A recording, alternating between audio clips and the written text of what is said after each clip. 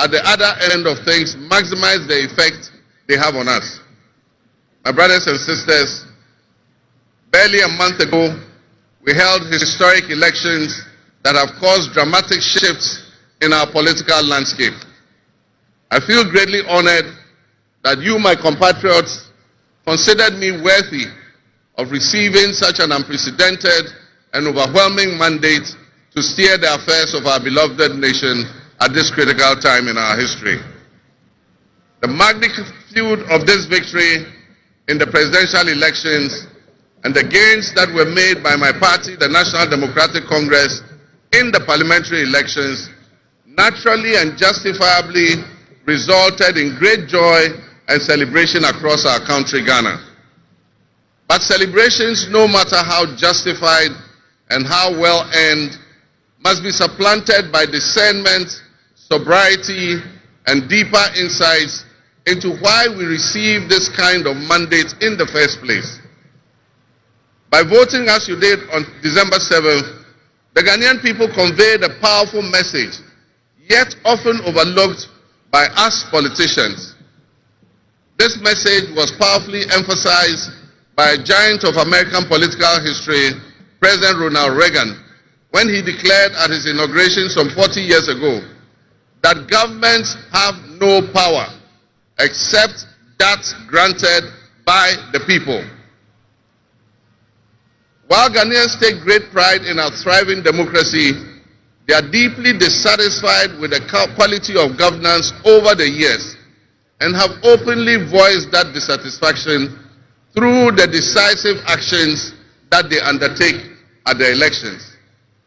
Our people also understand that democracy is not just a token adorned with periodic elections followed by pomp and pageantry with the establishment of a new government. They expect that if democracy is celebrated as a superior means of governance, then its outcomes must be more tangible and benefit them in their individual lives. Any honest introspection and reflection on the pulse of our nation would reveal that many within our population do not feel that they have benefited from or partaking in this democratic dividend. Were people buffeted by severe economic crisis and hardships, and in the last few years we have lurched from crisis to crisis. But there is hope on the horizon. Today should mark the beginning of a new opportunity. An opportunity for us to make a difference in our governance and our economic management. We shall reset our dear nation, Ghana.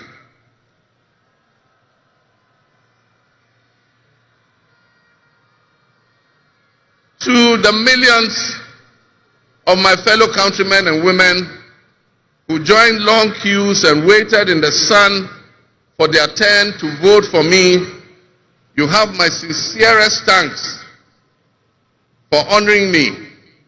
My firm, immutable assurance is that your vote will matter in the work that I'll do to make a difference in the destiny of this dear nation of ours.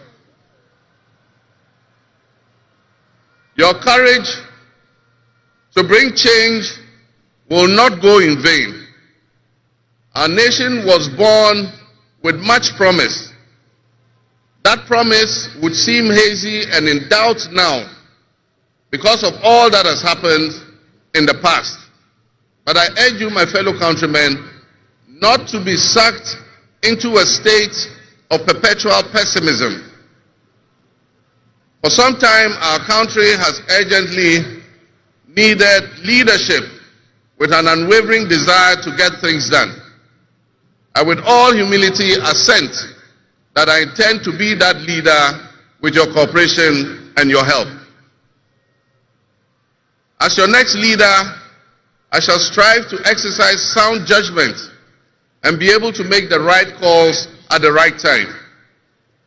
I will have the humility and presence of mind to take responsibility for any challenges and be willing to act firmly and timeously to resolve the challenges that we face as a nation. Since the elections, I have read and heard the word hope used many times in relation to my presidency and what it should offer the citizens of Ghana. I intend to speak plainly and clearly to you today, and every time I address you subsequently, I intend to always tell you the truth. The circumstances we find ourselves in are indeed dire, but even so, I'll be decisive and swift in my actions. We'll focus our initial efforts on 4 critical areas. The first is economic restoration and stabilization of the macroeconomic environment. The second is the improvement of the business and investment environment to ensure that Ghana is once again open for business. The third is governance and constitutional reforms. And the final, but not the least, is accountability and the fight against corruption.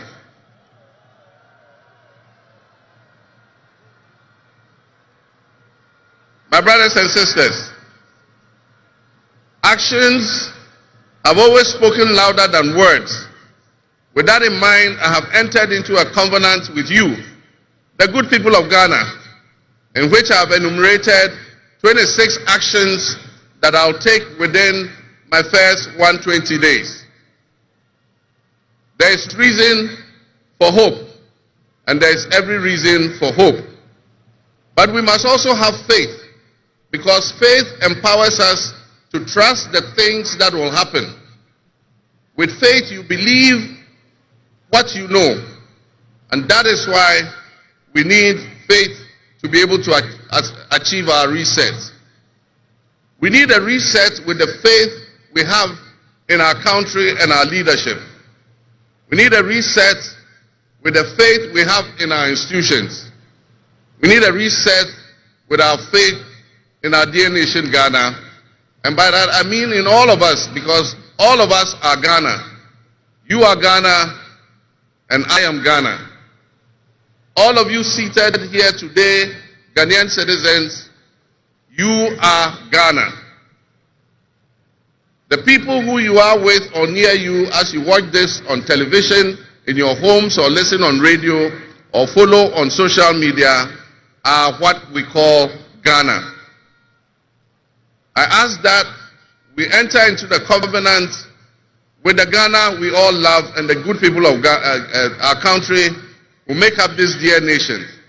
And I ask that you envision a Ghana that you want to live in, a Ghana that you want to leave behind to your children and your grandchildren. What can you do to help build that better Ghana that we all strive for? What behaviors, what attitudes and mindsets can we reset? We need a reset, and we have faith in Ghana's ability to overcome, excel, and be so successful with this reset that it will be difficult to imagine a time when that was not the case.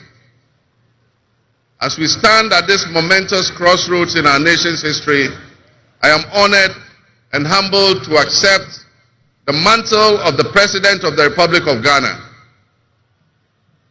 Today we celebrate a new administration and herald an unprecedented era of opportunity and transformation. With Nana, Jane, Opoku-Agyeman by my side, we are poised to embark on a journey of progress and inclusivity, united in our vision for a more prosperous Ghana. This day is particularly special for us and for every Ghanaian who dreams of a society where barriers are shattered and ambitions are realized. With the inauguration of Ghana's first female vice president, we have turned a significant page in our history. Nana Jane's ascension to the high office is not merely a personal triumph. It symbolizes our collective commitment to fostering a nation where gender equality and female representation are cherished and amplified.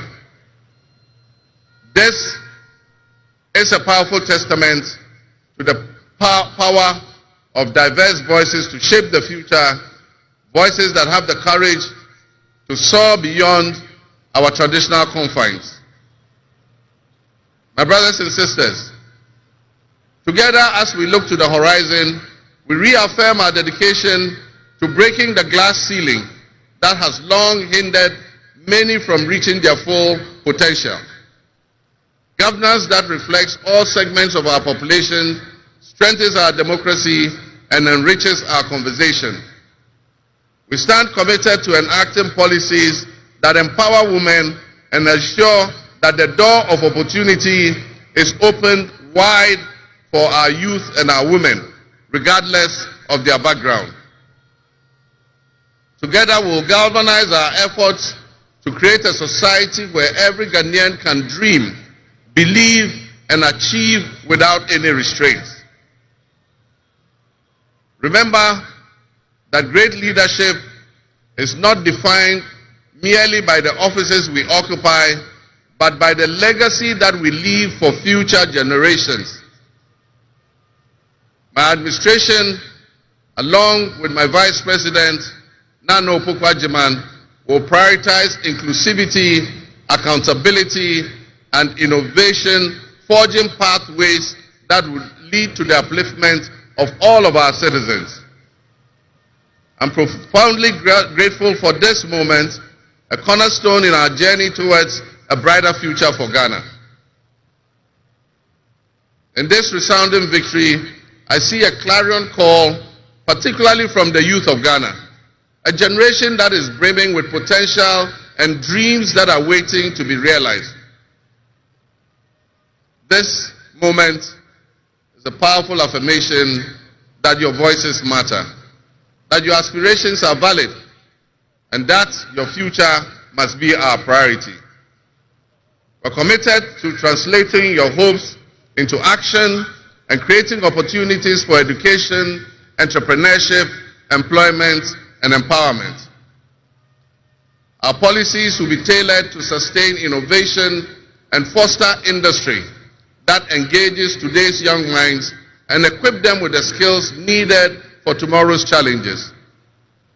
Together with the private sector and captains of business, we will create decent and well-paying jobs. As we embark on this new chapter, I assure you that our decisions will champion diversity in all facets of governance, ensuring that every Ghanaian, regardless of your ethnicity, your gender, your age, your religion, or any background, will have the opportunity to contribute to our nation's story. Ghana's youth represent the heartbeat of our democracy. Their ambition will drive our policies as we strive to create an inclusive, equitable society where everyone has a seat at the table. Our vision hinges on the introduction and implementation of a 24-hour economy. We envisage an innovative and vibrant 24-hour Ghanaian economy, which will also be anchored in agriculture and agribusiness. This innovative approach would unlock potentials that have long remained dormant, enabling us to harness the energy and creativity of all our people. Just imagine a Ghana where our markets are alive and bustling at all hours of the day, with responsive public services accessible at all times, such that businesses can operate flexibly to meet the diverse demands that they are subjected to. And young people, including entrepreneurs, can find opportunities regardless of traditional institutions. The 24-hour economy model will also bolster job creation for the young people, stimulate local industry, and attract foreign investments, and allow us to build resilient communities and a sustainable future. This vision extends beyond mere economic transactions. It symbolizes empowerment, the empowerment of every Ghanaian to contribute to our national progress. My fellow citizens,